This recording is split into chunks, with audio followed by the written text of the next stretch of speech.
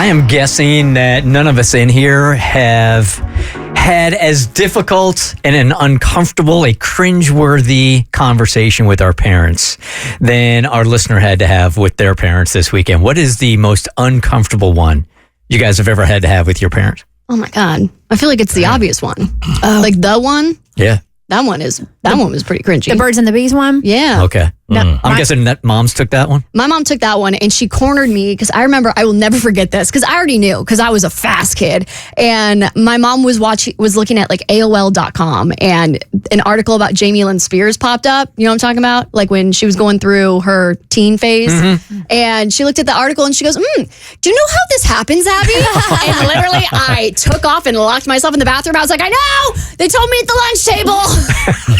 Bye. Oh, it's the most cringe or the most difficult conversation you ever have to have with your parents? I feel like trying to think off the top of my head, it was probably when in that moment, I decided that I wasn't coming home for Thanksgiving anymore. That was rough. Mm-hmm. And then the tears started coming and I saw how much it meant to my mom and I was like, just kidding. And I changed my mind completely. Really? Yeah, I couldn't do that. So probably that one. Oh, yours? When I dropped out of UK. Oh, yeah. That's a tough one. Yeah, because we were very well into the semester. And what I had done is just dropped a class here, dropped a class there, dropped a class here, dropped a class there until I wasn't taking a class. And I had to come clean that, I was taking the semester off. I had to have similar conversations with my mom and my dad after therapy and going to them and saying, hey, I realize now how crappy parents you were.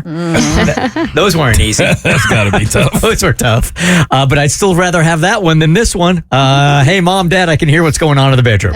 Yeah, so she, our Bert Show listener hit us up and she is freaking out because she needs to have this conversation but doesn't know how because she lost her job the end of last year.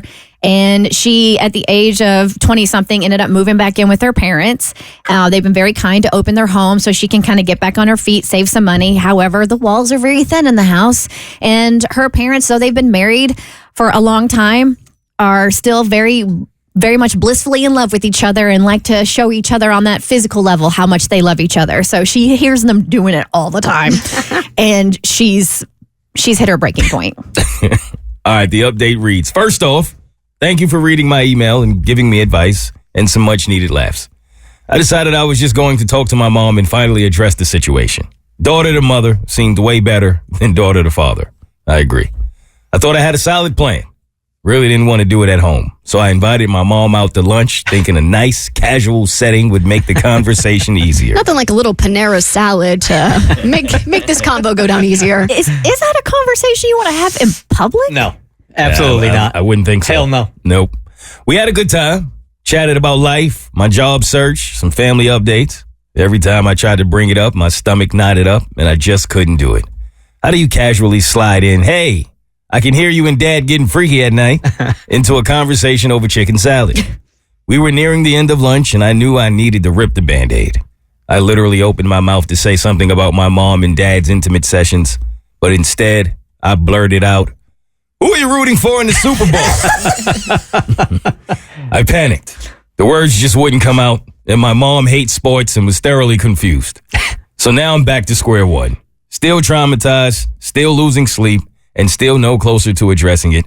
Do I even bother trying again, or do I just suffer in silence? What were your suggestions on Friday? You guys had some more petty than this. I'm not going to say it's petty. I would like to label it as creative. My creative solution to this problem was that if you can hear your parents, then that means your parents can hear you, right? So one night, before they're about to get intimate or whatever, you time it just right and you jump up and down on your bed, make those types of noises so then they can hear you in your room. And then hopefully they have common sense and the light bulb will go off that, oh my God, we can hear her. That means she can hear us. Now, I like the idea, but why does she have to time it to make it right before the parents are about to do Can't you it just too? give them their time? Right. Can't it be in the middle of the day? Yeah, it could be at any time.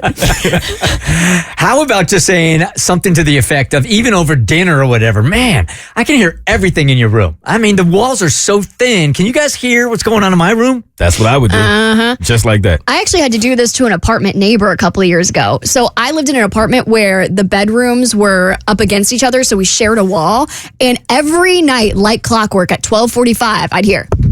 Oh, you shared headboards. And so I had to leave them like a ransom note. Be like, hey guys, love that you guys just moved in. Just wanted to let you know I can hear everything. underline. Just thought I would inform you as to what's going on over here at 1208 apartment. Did they get it?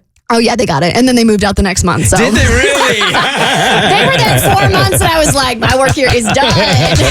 The Bert Show.